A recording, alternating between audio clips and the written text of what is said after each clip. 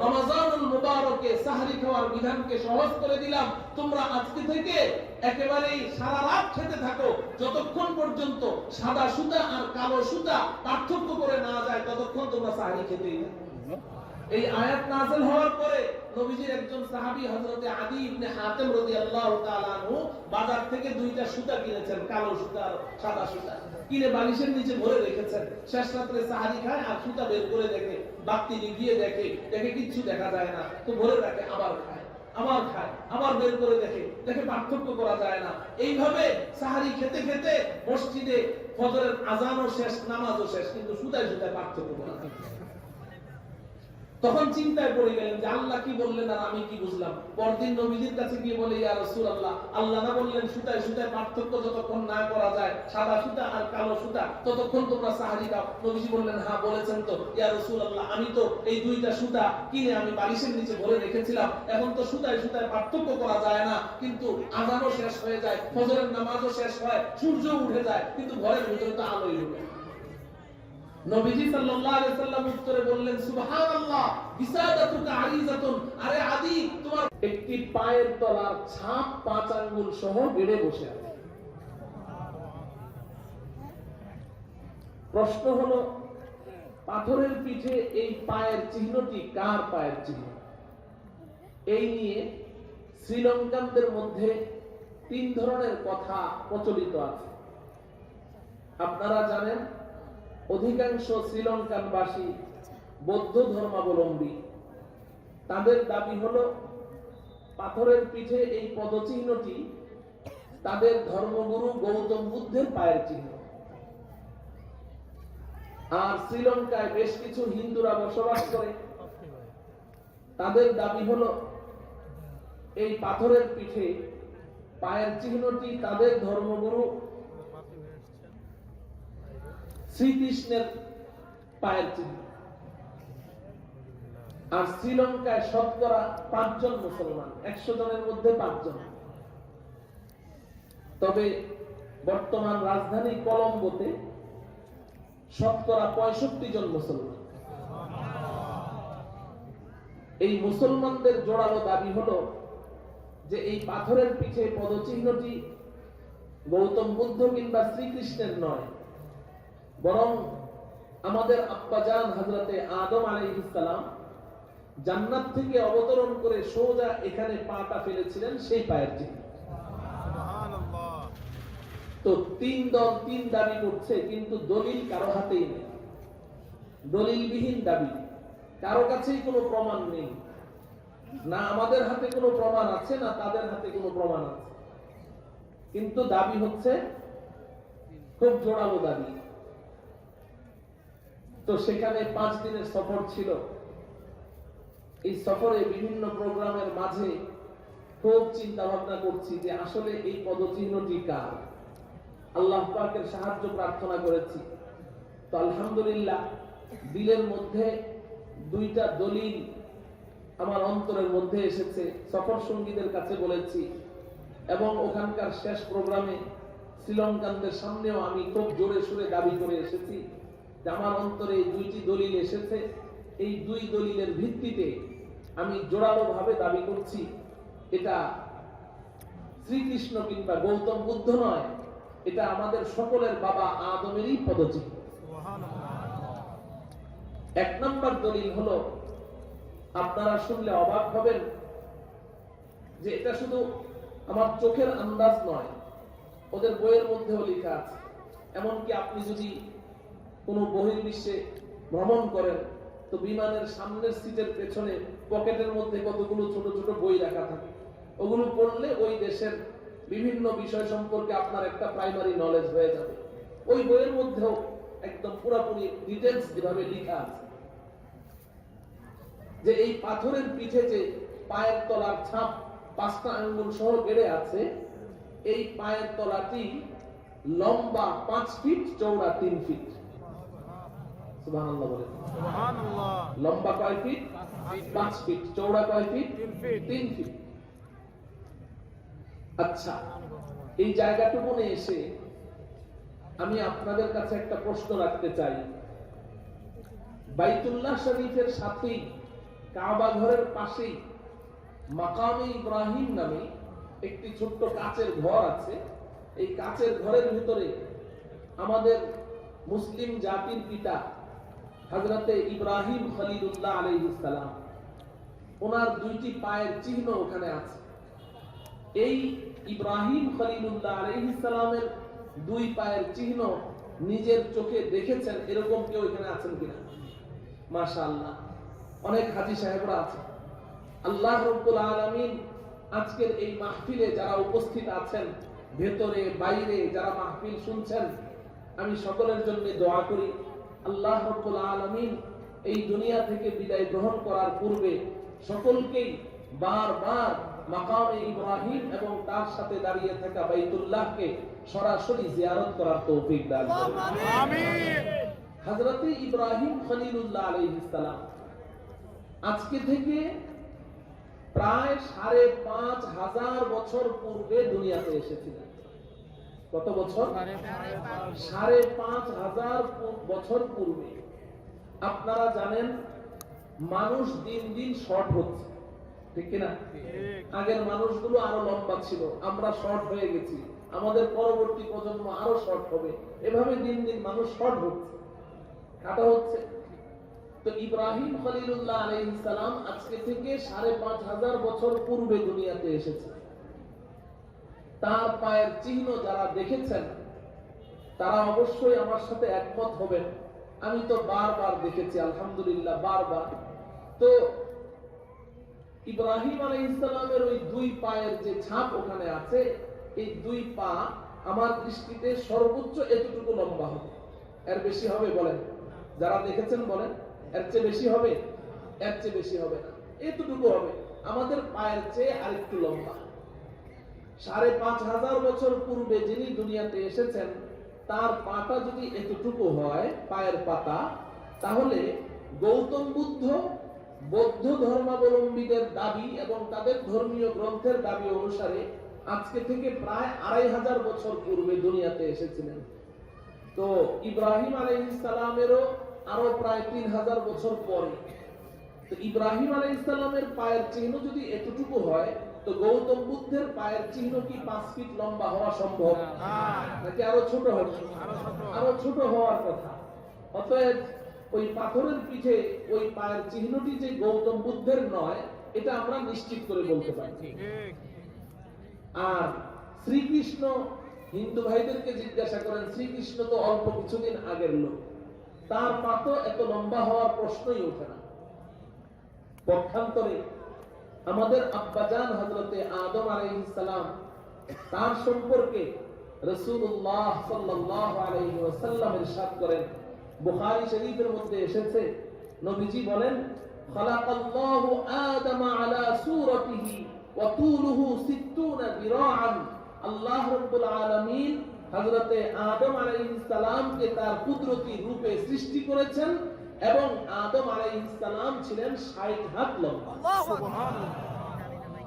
৬০ হাত লম্বা যে মানুষটা ছিলেন, তার পায়ের তলা, এটা পায়ের পাতাটা ৫ ফিট হওয়া অতি স্বাভাবিক, বলেন ঠিক কিনা? অতএব এই দলিলের ভিত্তিতে আমি জোরালো ভাবে বলতে পারি যে ওই পাথরের পিঠে গৌতম বুদ্ধ কিংবা শ্রীকৃষ্ণ নয়, বরং ওই পায়ের তলার ছাপটি হচ্ছে হযরতে আদম আলাইহিস সালামেরই পায়ের পাতা। ২ নম্বর দলিল হলো, ওই পাথরের পিঠে পায়ের তলার ছাপ আছে একটি পা, ২ পায়ের ছাপ নয়, ১ পায়ের ছাপ। তাও আবার সেটা বাঁ পায়ের ছাপ, ডান পায়ের ছাপ নয়, বাঁ পায়ের ছাপ। অথচ মাকামে ইব্রাহিমে হযরতে ইব্রাহিম আলাইহিস সালামের ২ পায়েরই ছাপ আছে, কিন্তু ওখানে আছে একটি পা, তাও আবার বাম পা।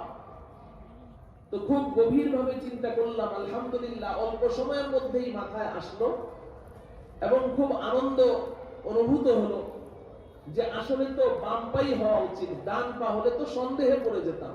যেহেতু বাম পা, অতএব ইয়াকিনের সাথে বলা যায় এটা আদম আলাইহিস সালামেরই পা।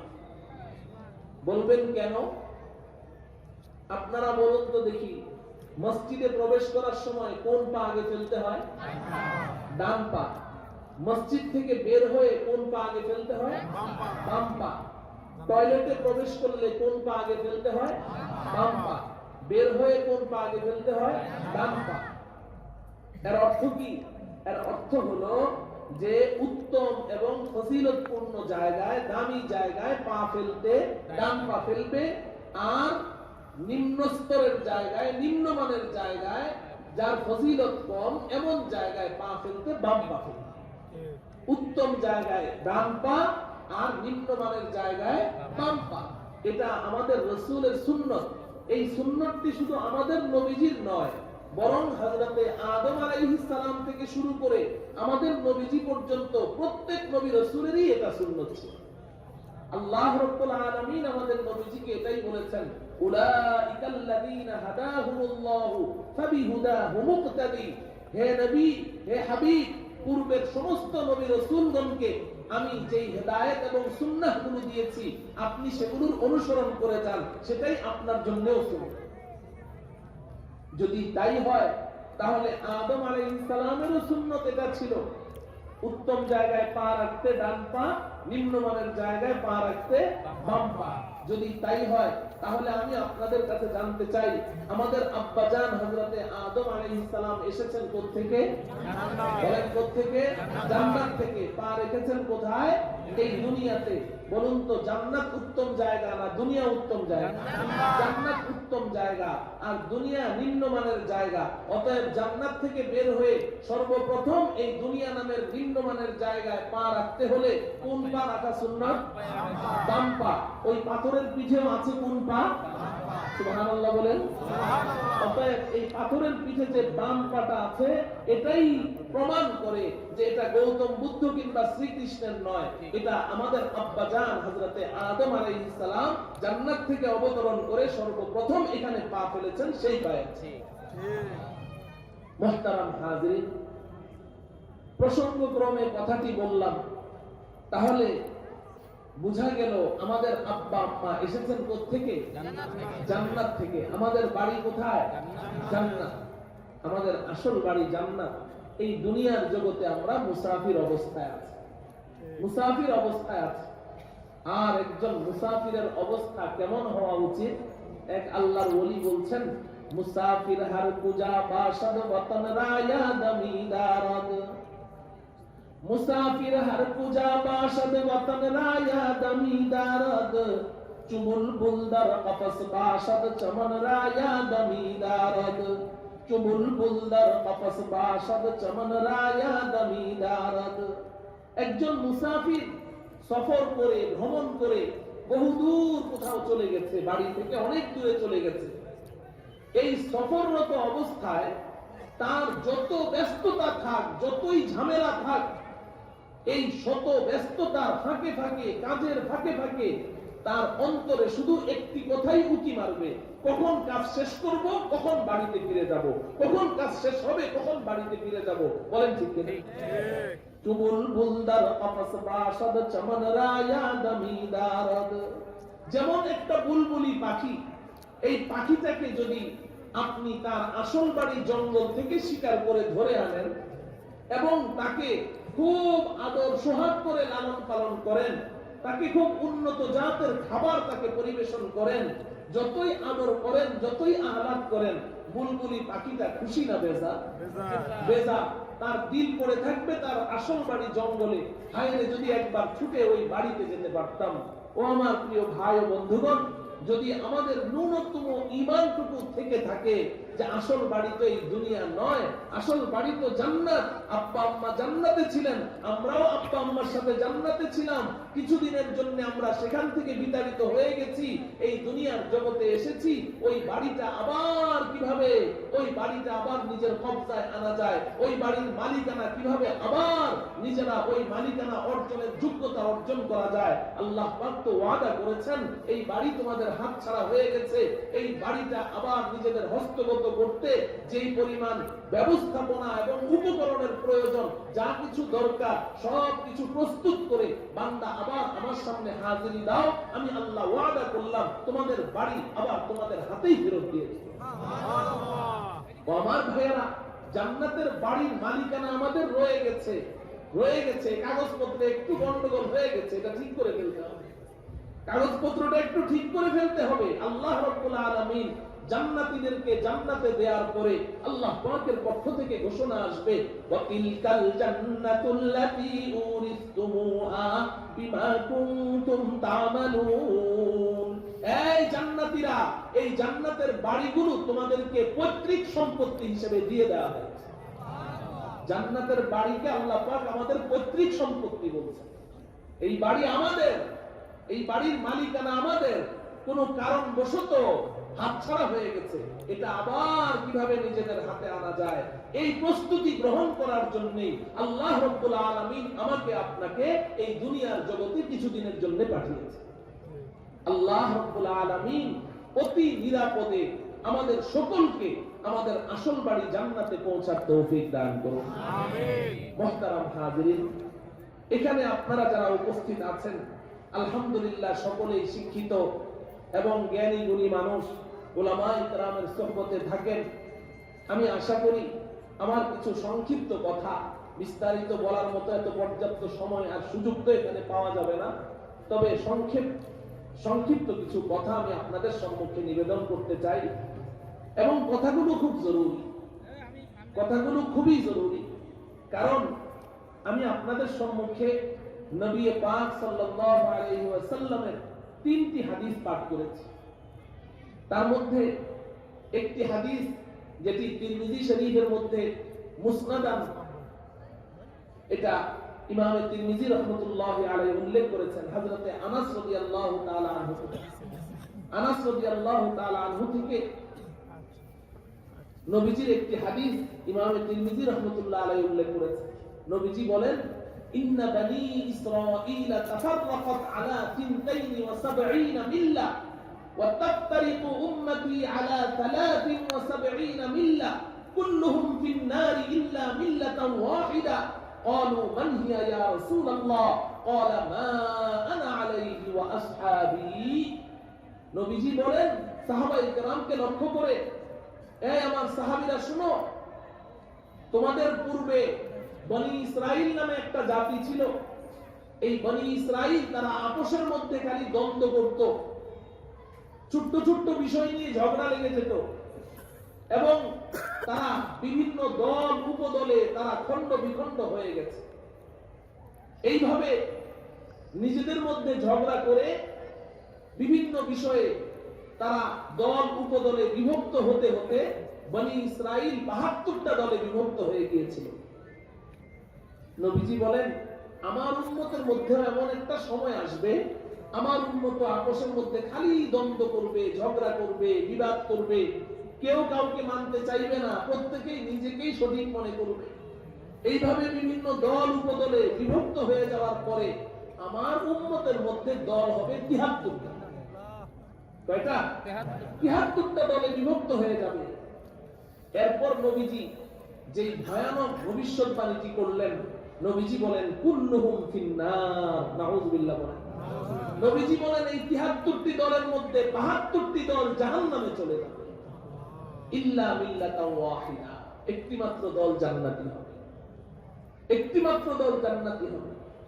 ক্বালু মান হিয়া ইয়া রাসূলুল্লাহ, সাহাবায়ে কেরাম প্রশ্ন করলেন, ওহে আল্লাহর রাসূল, যেই 72টি দল জাহান্নামী হবে, আমরা তাদের পরিচয় জানতে চাই না, কারণ আমরা কেউ তাদের দলভুক্ত হতেও চাই না। যেই দলটি জান্নাতি হবে, আপনি মেহেরবানি করে আমাদেরকে ওই জান্নাতি দলের পরিচয় বলে দিন। যারা জান্নাতের পথের পথিক, ওই দলের পরিচয় আমাদেরকে বলে দিন, কারণ আমরা ওই দলের অন্তর্ভুক্ত হয়ে আমরা জান্নাতে যেতে চাই। নবীজি সাল্লাল্লাহু আলাইহি ওয়াসাল্লাম সাহাবায়ে কেরামের এই প্রশ্নের জবাবে বললেন, মা আনা আলাইহি ওয়া আসহাবি, মা আনা আলাইহি ওয়া আসহাবি। ও আমার সাহাবীরা শুনো, আমার উম্মতের মধ্যে যখন এমন দ্বন্দ্ব হবে আর উম্মত বিভিন্ন দল উপদলে বিভক্ত হয়ে যাবে, সব তো জাহান্নামী হবে, একটি মাত্র দল জান্নাতি হবে। ওই জান্নাতি দলের পরিচয় হলো তারা আমি এবং আমার সাহাবায়ে কেরামের সুন্নত এবং আদর্শের উপরে প্রতিষ্ঠিত থাকবে। মা আনা আলাইহি, আমি যেই সুন্নাহ এবং আদর্শের উপরে আছি, ওয়া আসহাবি, এবং আমার সাহাবারা যেই সুন্নাহ এবং আদর্শের উপরে আছে, আমার এবং আমার সাহাবাদের সুন্নাহ এবং আদর্শের উপরে প্রতিষ্ঠিত যেই দলটি থাকবে, একমাত্র ওই দলটি জান্নাতি হবে, ওই দলটি নাজাত প্রাপ্ত, মুক্তি প্রাপ্ত হবে। এছাড়া বাকি সবগুলো দল জাহান্নামী হবে। আমার প্রিয় ভাই ও বন্ধুগণ, একজন কোরআন ও হাদিসের একজন নগণ্য ছাত্র হিসেবে আমার কাছে কেন যেন বারবার মনে হয় নবীজি সাল্লাল্লাহু আলাইহি ওয়াসাল্লাম এই উম্মতের যে বিভীষিকাময় সময়টির কথা ভবিষ্যৎবাণী করে গেছেন, যে ভয়ানক পরিস্থিতির কথা ভবিষ্যৎবাণী করে গেছেন, যে উম্মতের মধ্যে ৭৩টি দল হয়ে যাবে আর একটি মাত্র দল নাজাত প্রাপ্ত থাকবে, এই যে একটা ভয়ানক অবস্থার কথা নবীজি বলে গেলেন, আমার কাছে বারবার মনে হয় আমি, আপনি, আমরা এখন ওই সময়টাই অবস্থান করছি, ওই সময়টাই অবস্থান করছি। তুচ্ছ তুচ্ছ বিষয় নিয়ে আমাদের মধ্যে ঝগড়া হয়ে যায়, তুচ্ছ তুচ্ছ বিষয় নিয়ে আমাদের মধ্যে নতুন নতুন দল সৃষ্টি হয়ে যায়। আল্লাহ রাব্বুল আলামিন আমাদের সকলকে হকের উপরে, সিরাতে মুস্তাকিমের উপরে অটল থাকার তৌফিক দান করুন। আমিন। তো নবীজি যে ভবিষ্যৎবাণী করলেন যে উম্মতের মধ্যে একটি মাত্র দল নাজাত প্রাপ্ত, মুক্তি প্রাপ্ত, আমরা কি সবাই ওই দলের অন্তর্ভুক্ত হতে চাই? কারা কারা হতে চায় হাত উঠাই। আল্লাহ রাব্বুল আলামিন আমাদের সকলকে দয়া করে, মায়া করে নাজাত প্রাপ্ত, মুক্তি প্রাপ্ত, সিরাতে মুস্তাকিমের উপরে প্রতিষ্ঠিত দলের অন্তর্ভুক্ত থাকার তৌফিক দান করুন। মুহতারাম হাজিরিন, আমি আজকে আপনাদের সম্মুখে এই নাজাত প্রাপ্ত, মুক্তি প্রাপ্ত দল কোনটি, আল্লাহ রাব্বুল আলামিন আমাকে যতটুকু ইলম দান করেছেন, আসাতিজায়ে কেরাম, উস্তাদদের কাছ থেকে, এবং দীর্ঘদিন কোরআন ও হাদিসের সাথে ছাত্র ছিলাম, এখন পড়াচ্ছি আলহামদুলিল্লাহ 20 বছর পার হয়ে যাচ্ছে। বুখারী শরীফ পড়াচ্ছি, একাধিক মাদ্রাসায় পড়াচ্ছি, এখন আলহামদুলিল্লাহ 7টা মাদ্রাসায় বুখারী শরীফ পড়াই। এই কথাটা বলা অহংকারের জন্য না, অন্তত আমার কথাটা যেন একটু দাম দেন আপনারা, এই জন্য এমন যেন মনে না করেন যে আমি ফাও ফাও বলছি। বুঝে শুনে আমাদের আকাবির উলামায়ে কেরাম, তাদের কাছ থেকে যতটুকু আল্লাহ পাক আমাকে হক বুঝার তৌফিক দিয়েছেন, আমি ইনশাআল্লাহ কোন ধরনের প্রান্তিকতার শিকার না হয়ে আমি চেষ্টা করব এই হক জামাত বর্তমান সময়ে এর আলামত, এর চিহ্ন কি নবীজি বলে গেছেন, এই হক জামাতটাকে কিভাবে আমরা ফাইন্ড আউট করতে পারি, কিভাবে খুঁজে বের করতে পারি, এটা খুঁজে বের করার দরকার আছে না নাই? দরকার আছে না নাই? অবশ্যই আছে, অবশ্যই আছে। এটা খুঁজে বের করতে হবে এবং নিজেদেরকে ওই দলের অন্তর্ভুক্ত করতে হবে। বলেন ঠিক কিনা? মুহতারাম হাজিরিন, সংক্ষিপ্ত কথা হলো এই যে আমাদের আসল বাড়ি জান্নাত, এখন এই জান্নাতের পথে আমাদেরকে চলতে হবে।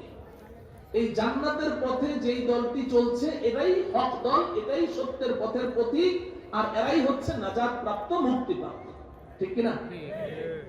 কারণ আমি তো আপনাদের সম্মুখে সূরাতুল ফাতিহার শেষ 3টি আয়াত তেলাওয়াত করেছি, অবশ্যই আপনারা মনে রেখেছেন।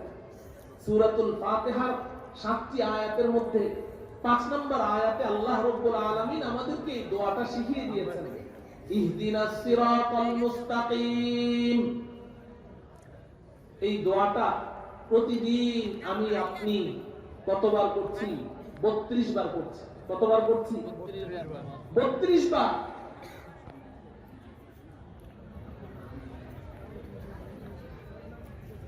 ভাই যদি বেয়াদবি মনে না করেন, একটা অনুরোধ, নির্দেশ না, অনুরোধ। আমাদের পেছনে অনেক ভাইয়েরা দাঁড়িয়ে আছেন, এখানে সামনে কিন্তু কিছু ফাঁকা জায়গা দেখা যায়, যার সামনে যতটুকু ফাঁকা জায়গা আছে, 1 হাত 2 হাত, একটু আমরা কষ্ট করে যদি একটু নড়াচড়া করে সামনে চলে আসি, একটু চলে আসি। আর পাশে স্কুলের বারান্দায়ও জায়গা আছে, আমরা যারা বসতে চাই ওখানে, আমরা ওখানে চেয়ার রাখা আছে, ওখানে চেয়ারে বসতে পারি। বারান্দায় চেয়ারে বসলে ইনশাআল্লাহ এখানে স্টেজ দেখা যাবে। আর বাকি সাথীরা আমরা একটু সামনে চলে আসি, হাদিস শরীফের মধ্যে নবীজি সাল্লাল্লাহু আলাইহি ওয়াসাল্লাম ইরশাদ করেন, ইদা কিলা লাকুম ফিল মাজালিসি তাফাসসাহু ফাফসাহু ইয়াফসাহিল্লাহু লাকুম। তোমাদেরকে যদি কোনো মজলিসে বলা হয় যে পিছনের ভাইদেরকে জায়গা করে দাও, নবীজি বলেন তোমরা জায়গা ছেড়ে দিও, এর বিনিময়ে আল্লাহ তোমাদেরকে জান্নাতে জায়গা ছেড়ে দিবেন। অতএব আমরা 1-2 হাত জায়গার বিনিময়ে যদি জান্নাতে জায়গা পাই, তাহলে কি ঠকবো না জিতবো? তাহলে জিতলে আমরা জায়গায় বসে না থেকে একটু নড়াচড়া করি, নড়াচড়া দিয়ে আমরা সামনে চলে আসি। মাশাআল্লাহ মাশাআল্লাহ, তার সামনে চলে আসি। পেছনের ভাইদেরকে আমরা জায়গা করে দিই। পেছনে যে সমস্ত ভাইয়েরা বাইরে দাঁড়িয়ে আছি, আমি তাদেরকে অনুরোধ করছি আপনারা ভেতরে চলে আসেন, ভেতরে চলে আসেন। প্যান্ডেলের ভেতরে আল্লাহর রহমত আছে, এই রহমত পেতে হলে ভেতরে আসতে হবে। ভেতরে আসেন, আর বারান্দায় চেয়ার পেতে আপনারা ওখানে বসতে পারেন। আল্লাহ রাব্বুল আলামিন আমাদের সকলকে ইখলাসের সাথে, ধৈর্যের সাথে এখানে জমে বসার তৌফিক দান করুন।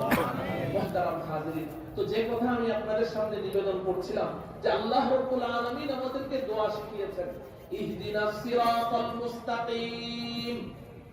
প্রতিদিন কয়বার পড়ি? কথা বলেন। 32 বার। কয়বার দোয়া করি এটা? 32 বার।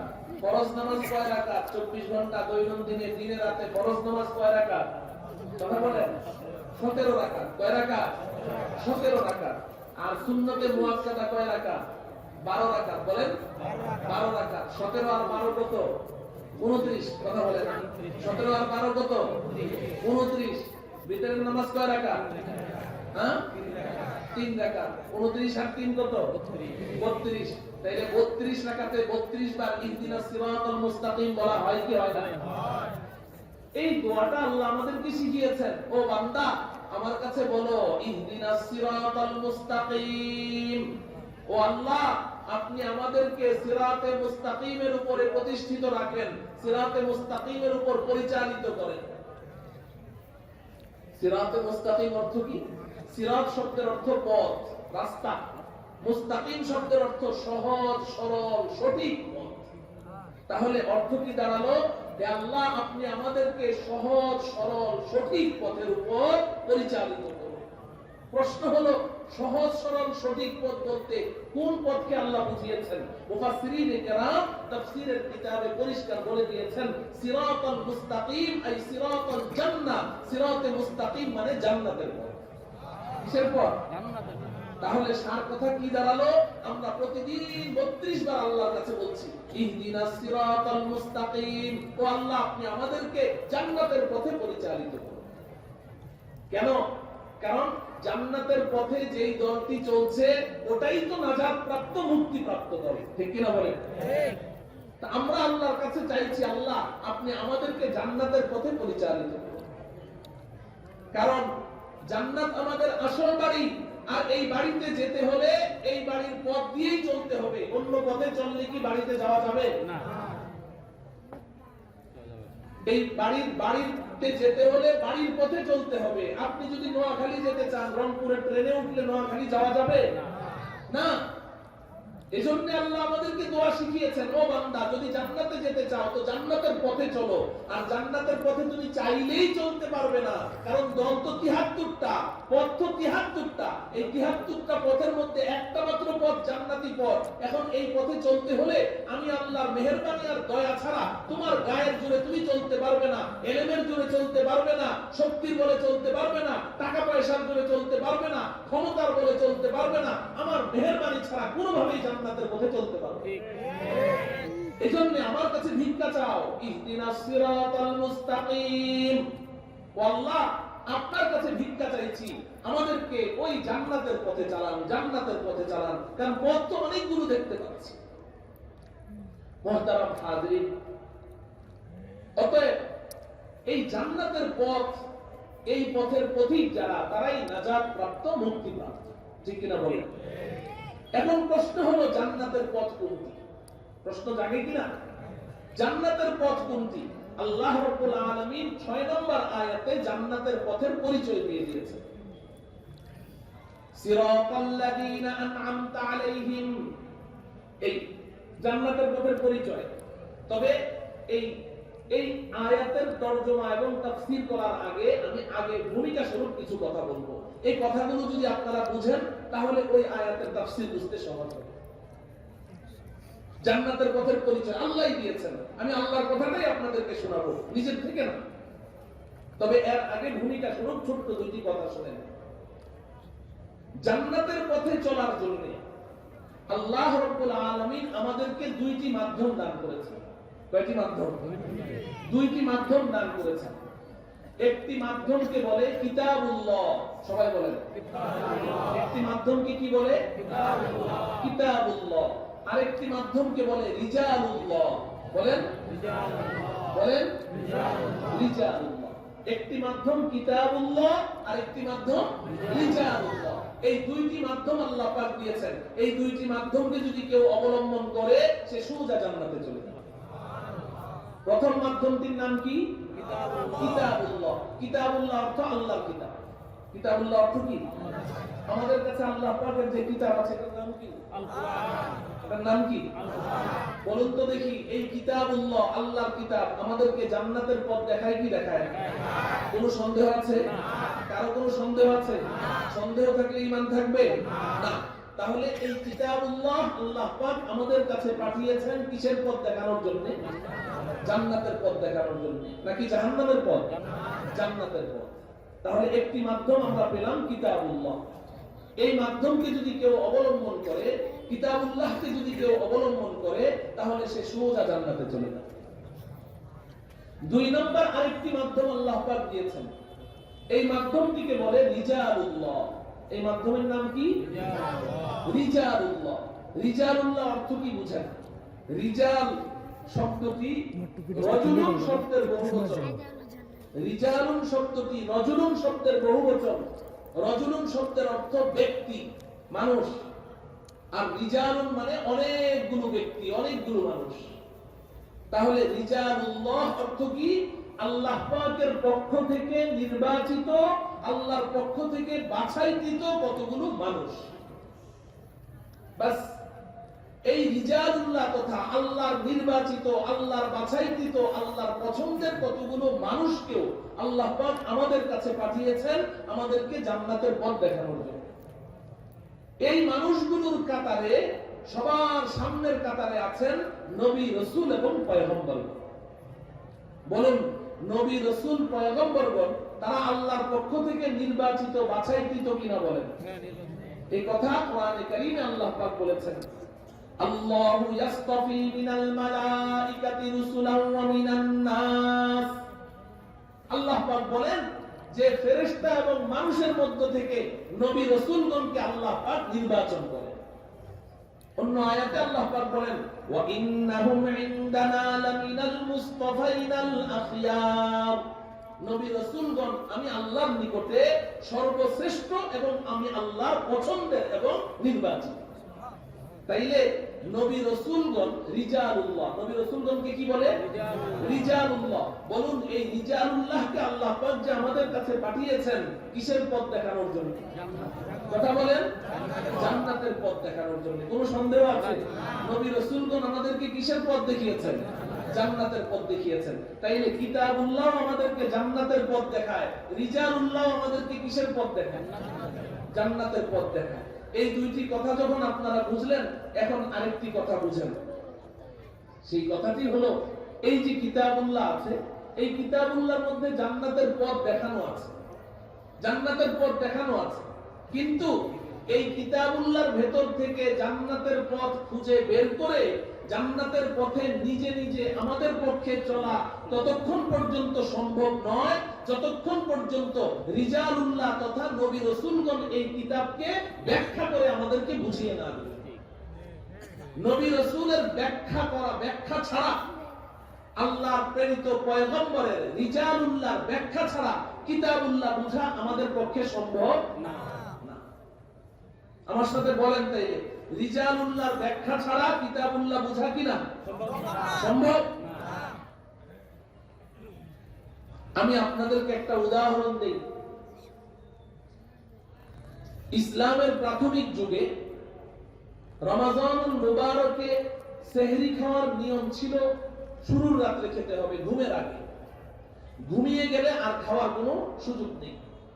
বুখারী শরীফের মধ্যে এসেছে, কিতাবুস সাওমের মধ্যে, একজন সাহাবী রমজান মাসে গ্রীষ্মকাল গরমের মধ্যে সারাদিন রোজা রেখে খেতে কাজ করে সন্ধ্যাবেলা ঘরে এসেছেন, বিবিকে বললেন আমাকে কিছু খাবার দাও, পেটে খুব ক্ষুধা লেগেছে, তৃষ্ণা লেগেছে, কিন্তু ঘরে কোনো খাবার নেই, একটা খেজুরও নেই। কিন্তু বিবি তো একজন নেককার পরহেজগার সাহাবী, উনি স্বামীর মুখে এই কথা জবাব দিবেন যে ঘরে কিচ্ছু নেই, এটা উনি বলতে খুব দ্বিধা করলেন যে স্বামী আমার কাছে খাবার চেয়েছে আর আমি বলবো খাবার নেই, এই কথাটা কেমনে বলি।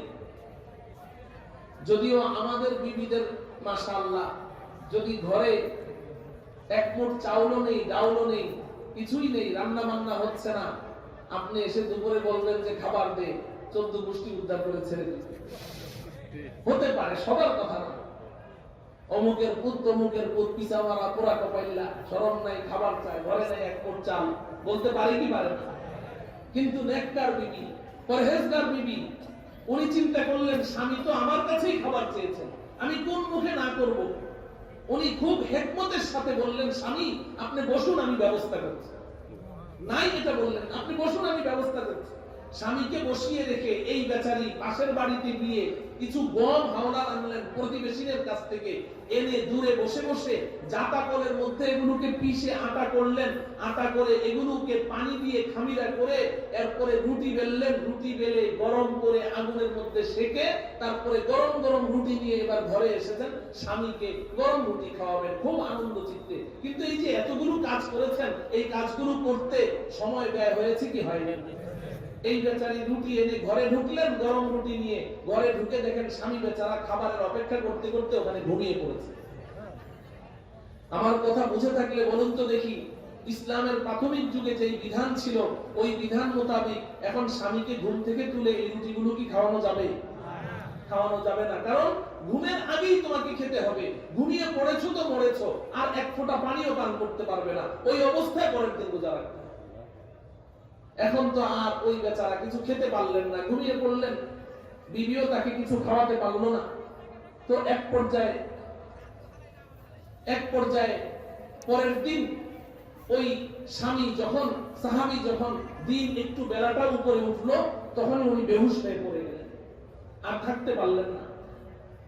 সাহাবী নবীজির দরবারে চলে গেলেন, তার স্ত্রী গিয়ে বললেন ইয়া রাসূলুল্লাহ আমার স্বামী পরশুদিন রাতে খাওয়া, সারা রাত না খাওয়া, পরের দিন রোজা, গত রাত্রেও খাওয়া দিতে পারলাম না, এবার আজকে রোজা, বেহুশ হয়ে পড়ে আছে।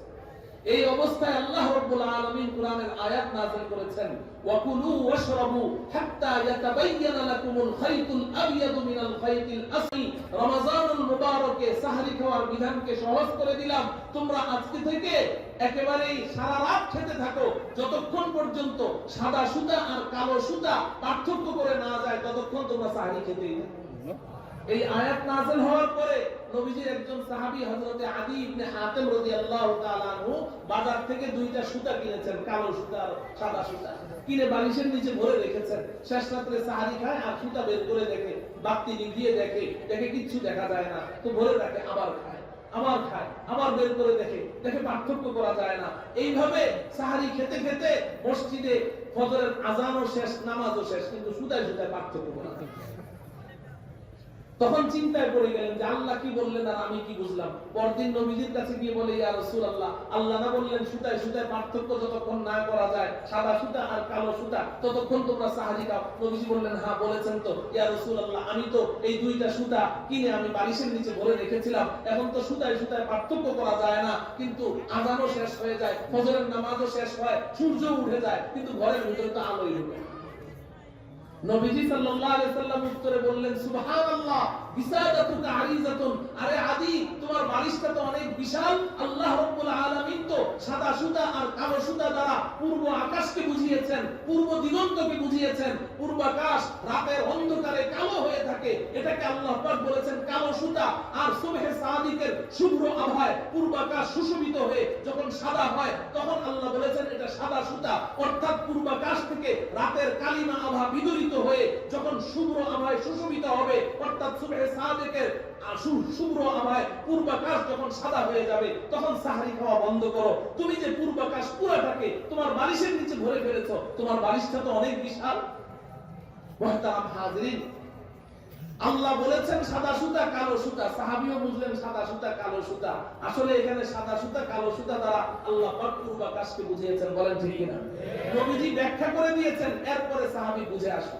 তাহলে আল্লাহর রাসূলের ব্যাখ্যা ছাড়া সাহাবী রাসূল যদি কোরআন বুঝতে সমস্যা হয়, তাহলে আজকে আমি আর আপনি যদি এই দাবি করি যে আমার কাছে কোরআন আছে আর সহিহ হাদিস আছে, এই কোরআন আর হাদিস পড়ে পড়ে আমি জান্নাতের পথে চলবো, কারো ব্যাখ্যার আমি ধার ধারি না, তাহলে কি জান্নাতের পথে আমাদের পক্ষে চলা সম্ভব? আপনারা বলেন সম্ভব কি? এটার জন্য এই কোরআন এবং সহিহ হাদিস বুঝতে হলে আমাদেরকে রাসূলের দেওয়া ব্যাখ্যার অনুসরণ করা লাগবে কি লাগবে না? নবীজি সাহাবায়ে কেরামকে ব্যাখ্যা শিখিয়েছেন, সাহাবায়ে কেরাম তাবিঈনদেরকে সেই ব্যাখ্যা শিক্ষা দিয়েছেন, তাবিঈনরা তাবিঈ তাবিঈন, আইম্মায়ে মুজতাহিদিন, ইমামে আযম আবু হানিফা, ইমামে মালিক, ইমামে শাফিঈ, ইমামে আহমদ ইবনে হাম্বল, এরকম যুগে যুগে আল্লাহ রাব্বুল আলামিন কোরআন ও হাদিসের গভীর জ্ঞানের অধিকারী এই সমস্ত মহাপুরুষদেরকে আল্লাহ পাক পাঠিয়েছেন। এরা কোরআন ও হাদিসের ওই সাহাবায়ে কেরাম থেকে যেই ব্যাখ্যাটা তারা শিখেছেন, ওই ব্যাখ্যা অনুযায়ী উম্মতের সামনে কোরআন ও হাদিসকে বিশ্লেষণ করে গেছেন।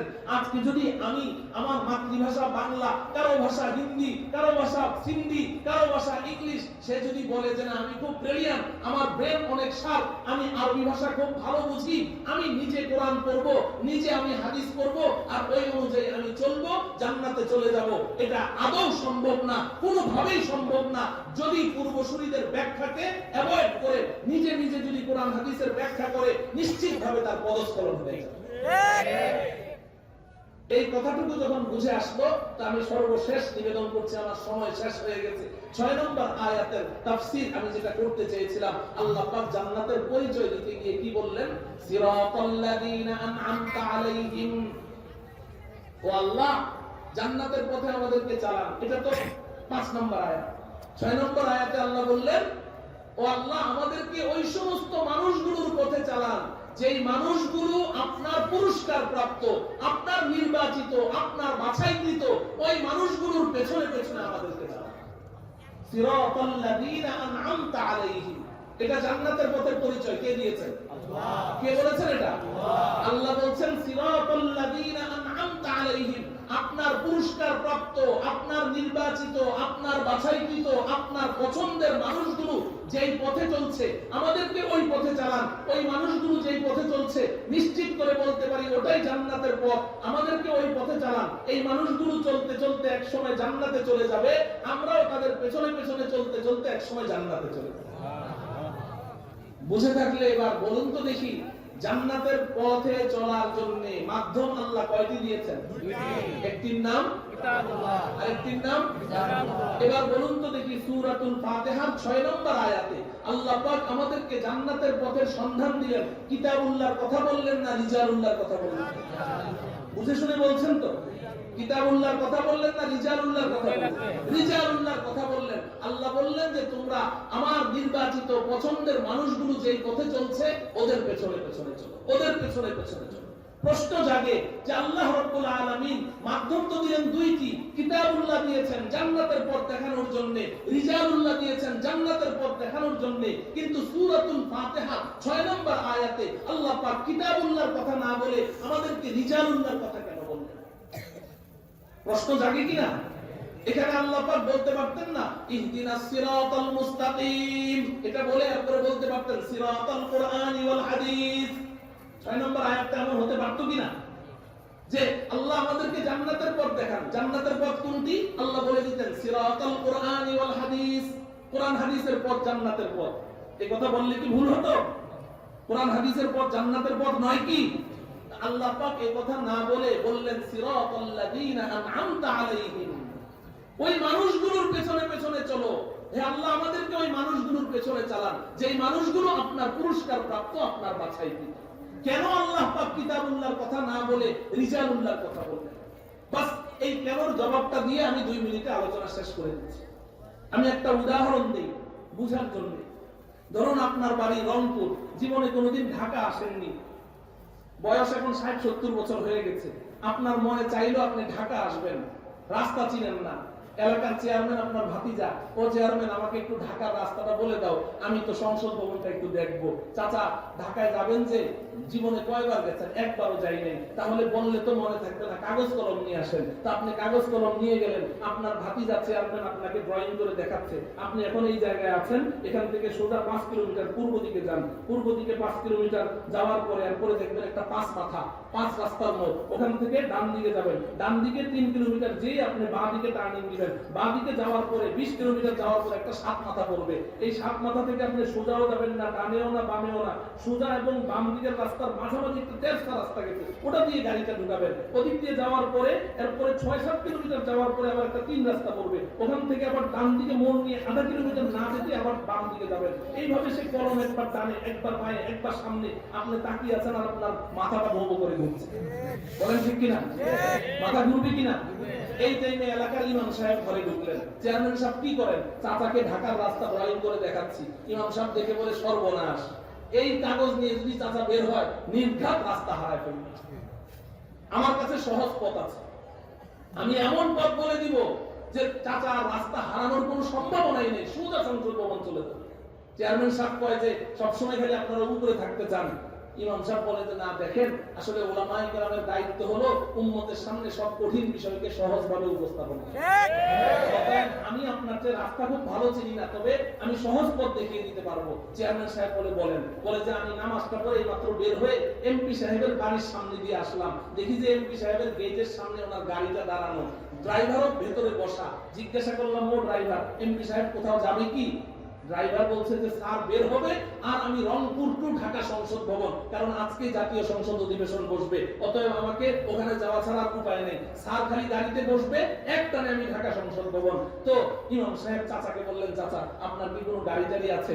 আলহামদুলিল্লাহ, গত সপ্তাহে একটা প্রাড়ও কিনলাম 75 লাখ টাকা দিয়ে। তাহলে তার কোনো সমস্যা নেই, আপনার গাড়িটা এমপির গাড়ির পেছনে লাগান। এবার এমপির গাড়ি চলতে শুরু করবে, আপনার গাড়িও চলতে শুরু করবে। এমপির গাড়ির স্পিড বাড়বে, আপনিও স্পিড বাড়াবেন। এমপির গাড়ি ডানে, আপনার গাড়িও ডানে। এমপির গাড়ি বামে, আপনার গাড়িও বামে। যদি রাস্তায় কোথাও এমপি সাহেব তার কোনো জরুরত ছাড়ার জন্য গাড়িটা দাঁড় করায়, আপনি কিন্তু অধৈর্য হয়ে ওই গাড়ি ক্রস করে সামনে যাবেন না, তাইলেই কিন্তু বিপদে পড়বেন। ওটাকে ফলো করেন, ওটাকে সামনে রাখেন, ওটা যেদিকে যায় আপনিও সেদিকে যাবেন। ওটাকে চোখে চোখে রাখেন, ওটাকে চোখের আড়াল হতে দিবেন না।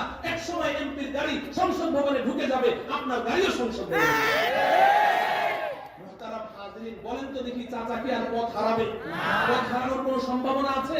এবার আমার আল্লাহ রাব্বুল আলামিন বলছেন, ও দুনিয়ার মানুষ, আমি তো তোমাদেরকে জান্নাতের পথ দেখানোর জন্য কিতাবুল্লাহ দিয়েছি, রিজালুল্লাহ দিয়েছি, কিন্তু তোমরা দুনিয়াতে এসে এমন ঝামেলায় পড়ে গেছো, ব্যবসা বাণিজ্য, চাকরি বাকরি, বিভিন্ন সংসার সমাজ রাষ্ট্রীয় দায়িত্ব পেয়ে এতটাই তোমরা ওখানে মগ্ন হয়ে গেছো, কিতাবুল্লাহর ভেতর থেকে জান্নাতের পথ বের করে জান্নাতের পথে চলার যোগ্যতা তোমাদের নেই। কিন্তু আমি আল্লাহ বড় মেহেরবান, আরহামুর রাহিমিন, আমি তোমাদেরকে হতাশ করব না, তোমাদেরকে আমি বঞ্চিত করব না। এক কাজ করো, প্রত্যেক জামানায়, প্রত্যেক যুগে আমার নির্বাচিত কিছু মানুষ আছে, আমার পছন্দের কিছু মানুষ আছে। নবীজি সাল্লাল্লাহু আলাইহি ওয়াসাল্লাম বলেন, লা তাযালু তাইফাতুম মিন উম্মতি মানসুরিনা আলাল হক লা ইয়াদুররুহুম মান খালাফাহুম হাত্তা তাকুমাস সাআ। নবীজি বলেন, এই জামানায়, প্রত্যেক যুগে, প্রত্যেক জামানায় আমার উম্মতের নির্বাচিত, বাছাইকৃত কিছু উম্মত এমন থাকবে যারা সত্যের পথের প্রতীক হবে, যারা হকের উপরে, সিরাতে মুস্তাকিমের উপরে, জান্নাতের পথের উপরে অটল অনড় অবিচল থাকবে। কোন নিন্দুকের নিন্দা, কোন ভীতি প্রদর্শনকারীর ভয়, কোন ভৎসনাকারীর ভৎসনা, কোন জালেমের জুলুম, কোন কিছুই তাদেরকে হক থেকে একচুল পরিমাণ বিচ্যুত করতে পারবে না। মুসলিম শরীফের হাদিস, নবীজি বলছেন, এই জামাতটা, এটাই হচ্ছে আল্লাহ পাকের নির্বাচিত, পছন্দের, বাছাইকৃত জামাত। নবীজি বলেন প্রত্যেক যুগেই থাকবে, কিয়ামতের পূর্ব পর্যন্ত এই জামাত থাকবে। মুহতারাম হাজিরিন, যদি আমরা বুদ্ধিমান হই তাহলে এই জামাতকে ফাইন্ড আউট করতে হবে, এই জামাতকে খুঁজে বের করতে হবে, সত্যের পথের পথিক কোন জামাত, এবং নিজের জীবনের গাড়িটা ওই জামাতের পেছনে লাগিয়ে দিতে হবে। এই জামাতই হচ্ছে পুরস্কার প্রাপ্ত, আল্লাহর পছন্দের জামাত। আমি বরকতের জন্য এক মিনিটে আপনাদেরকে বলছি, যদি আপনার পছন্দ হয় যে হকের পথের পথিক, সিরাতে মুস্তাকিমের উপরে প্রতিষ্ঠিত, আপনার যদি হাটহাজারীর হযরত আহমদ শফী রাহমাতুল্লাহ আলাইহিকে পছন্দ হয়, তার পেছনে গাড়ি লাগান। হাফিজ হুজুর রাহমাতুল্লাহ আলাইহিকে পছন্দ হয়, তার পেছনে গাড়ি লাগান, শেখুল হাদিস আল্লামা আজিজুল হককে পছন্দ হয়, তার পেছনে গাড়ি লাগান, আপনার গাড়ি জান্নাতে পৌঁছবেই পৌঁছবে। আমার গাড়ি আমি হাটহাজারী হযরতের পেছনে লাগিয়েছিলাম, তার সামনের গাড়িটি আপনি তাকিয়ে দেখেন, শেখুল আরবি ওয়াল আজম আওলাদে রাসূল সৈয়দ হুসাইন আহমদ মাদানী রাহমাতুল্লাহি আলাইহির গাড়ি, হযরত মাদানীর সামনের গাড়িটি দেখেন, তার প্রিয় উস্তাদ শেখুল হিন্দ মাহমুদ হাসান দেওবন্দির গাড়ি, তার সামনে দেখেন কাসেম নানুতুবি দারুল উলুম দেওবন্দের প্রতিষ্ঠাতা ও বাণী কাসেম নানুতুবির গাড়ি, তার সামনে দেখেন শেখ আব্দুল গনি মুজাদ্দিদির গাড়ি, তার সামনে দেখেন শাহ ইসহাক দেহলভির গাড়ি, তার সামনে দেখেন শাহ আব্দুল আজিজ মুহাদ্দিসুদ দেহলভির গাড়ি, তার সামনে দেখেন শাহ ওলিউল্লাহ মুহাদ্দিসুদ দেহলভির গাড়ি, তার সামনে দেখেন শেখ আবু তাহের আল মাদানীর গাড়ি, শেখ আবু তাহের আল মাদানী তিনি দেখেন তার গাড়ি লাগিয়েছেন তার পিতা এবং তার উস্তাদ শেখ ইব্রাহিম আল কুর্দি রাহমাতুল্লাহি আলাইহি, ইব্রাহিম আল কুর্দির সামনের গাড়িটি দেখেন আর শেখ আল মাজ্জাহির গাড়ি, তার সামনে দেখেন আর শিহাব আহমদ আস-সুবকির গাড়ি, তার সামনে দেখেন আর যায়েন আল জাকারিয়ার গাড়ি, তার সামনে দেখেন আল ইজ আব্দুর রহিমের গাড়ি, তার সামনে দেখেন ওমর আল মারাদির গাড়ি, তার সামনে দেখেন শেখ ফখরুদ্দিন বুখারীর গাড়ি, তার সামনে দেখেন আর শেখ আল ইমাম উমর ইবনে তাবারজাদ আল বাগদাদির গাড়ি, তার সামনে দেখেন শেখ আবু আমির মাহমুদ ইবনে কাসিম আল ইজদির গাড়ি, তার সামনে দেখেন শেখ আবুল আব্বাস মুহাম্মদ ইবনে আহমদ আল মাহবুবি আল মারওয়াজির গাড়ি, তার সামনে দেখেন শেখ আবু মুহাম্মদ আহমদ আল মাহবুবির গাড়ি, তার সামনে দেখেন শেখ আল ইমাম আবু ঈসা মুহাম্মদ ইবনে ঈসা আত-তিরমিজির গাড়ি, ইমাম তিরমিজির সামনের গাড়িটি দেখেন বুখারী শরীফের সংকলক ইমাম বুখারী রাহমাতুল্লাহি আলাইহির গাড়ি, ইমাম বুখারীর সামনের গাড়িটি দেখেন তার সবচেয়ে প্রিয় উস্তাদ হাম্বলী মাযহাবের প্রতিষ্ঠাতা ইমাম আহমদ ইবনে হাম্বলের গাড়ি, ইমাম আহমদ ইবনে হাম্বলের সামনের গাড়িটি দেখেন শাফিঈ মাযহাবের প্রতিষ্ঠাতা তার প্রিয় উস্তাদ ইমাম শাফিঈ রাহমাতুল্লাহি আলাইহির গাড়ি, ইমাম শাফিঈর সামনের গাড়িটি দেখেন তার জীবনের সবচেয়ে প্রিয় উস্তাদ ইমাম মুহাম্মদ ইবনুল হাসান আশ-শাইবানির গাড়ি, ইমাম মুহাম্মদ ইবনুল হাসান আশ-শাইবানির সামনের গাড়িটি দেখেন পেছনের কোনো গাড়ির সাথে মিল নাই, একটা ব্যতিক্রম গাড়ি, বড় চমৎকার গাড়ি। ইমাম মুহাম্মদকে প্রশ্ন করেন তোমার সামনের গাড়িটি এমন কেন, এই গাড়িটা আবার কার? তিনি চিৎকার করে বলবেন ইমামুল দুনিয়া ইমামুল আযম ইমাম আবু হানিফা রাহমাতুল্লাহি আলাইহি, ইমাম আবু হানিফা রাহমাতুল্লাহি আলাইহি সামনের গাড়িটি দেখেন 10 বছর যে উস্তাদের সান্নিধ্যে ছিলেন হযরত হাম্মাদ ইবনে আবি সুলাইমানের গাড়ি, হাম্মাদ ইবনে আবি সুলাইমানের সামনের গাড়িটি দেখেন হযরত ইমাম ইব্রাহিম আন-নাখাঈর গাড়ি, ইব্রাহিম আন-নাখাঈর সামনের গাড়িটি দেখেন হযরত আলকামা ইবনে ওয়াক্কাস আল-লাইসির গাড়ি, হযরত আলকামার সামনের গাড়িটি দেখেন সমস্ত সাহাবায়ে কেরামকে যেই পরিমাণ ইলম দেওয়া হয়েছে একাই ওই সাহাবীকে দেওয়া হয়েছে হযরত আব্দুল্লাহ ইবনে মাসউদ রাদিয়াল্লাহু তাআলা আনহুর গাড়ি, হযরত আব্দুল্লাহ ইবনে মাসউদ সহ 100 লক্ষ সাহাবায়ে কেরামের সামনের গাড়ি দেখেন হযরত মুহাম্মদুর রাসূলুল্লাহ সাল্লাল্লাহু আলাইহি ওয়াসাল্লাম। আল্লাহু আকবার। মুহতারাম হাজিরিন, নবীজি সাল্লাল্লাহু আলাইহি ওয়াসাল্লাম ইরশাদ করেন হুররিমাতিল জান্নাতু আলাল আমবিয়া ক্বাবলা আন আদখুলাহা ওয়া হুররিমাতহা আলাল উমাম ক্বাবলা আন তাদখুলুহা। জান্নাতের গেট ততক্ষণ পর্যন্ত সমস্ত নবী রাসূলের জন্য আল্লাহ পাক হারাম ঘোষণা করেছেন যতক্ষণ পর্যন্ত আমার গাড়ি জান্নাতে না ঢুকবে। ওয়া হুররিমাতহা আলাল উমাম ক্বাবলা আন তাদখুলুহা, এবং পূর্বের সমস্ত উম্মতের জন্য জান্নাতের গেটকে আল্লাহ হারাম ঘোষণা করেছেন যতক্ষণ পর্যন্ত আমার পেছনের এই গাড়ির বহর নিয়ে আমার সমস্ত উম্মত জান্নাতে প্রবেশ না করবে। হাজিরিন, অতএব বুদ্ধিমত্তার কাজ হলো এদিক সেদিক দৌড়াদৌড়ি না করে যে না আমি কোরআন বুঝি হাদিস বুঝি আমি কাউকে ধার ধারি না আমি মানি না। সাহাবায়ে কেরামের এই নীতি ছিল না। সাহাবায়ে কেরামের মধ্যে মক্কার সাহাবারা হযরত আব্দুল্লাহ ইবনে আব্বাসের অনুসারী ছিলেন, মদিনার সাহাবারা হযরত যায়েদ ইবনে সাবিতের অনুসারী ছিলেন, কুফার সাহাবারা হযরত আব্দুল্লাহ ইবনে মাসউদের অনুসারী ছিলেন এবং ইয়ামানের সাহাবারা হযরত মুআয ইবনে জাবালের অনুসারী ছিলেন। সাহাবায়ে কেরামের মধ্যেও 4 জন ইমাম ছিলেন, আমাদেরও 4 জন ইমাম আছে। এই পথের উপরে যদি আমরা চলতে পারি ইনশাআল্লাহ সিরাতে মুস্তাকিমের উপরে চলতে পারবো। আল্লাহ রাব্বুল আলামিন আমল আমাদেরকে জান্নাতের পথে চলে আমাদের আসল বাড়ি জান্নাতে পৌঁছার তৌফিক দান করুন। সাল্লাল্লাহু তাআলা আলা সাইয়্যিদিনা মুহাম্মদ ওয়া আলা আলিহি ওয়া আসহাবিহি আজমাইন। আসসালামু আলাইকুম ওয়া রাহমাতুল্লাহি ওয়া বারাকাতুহু।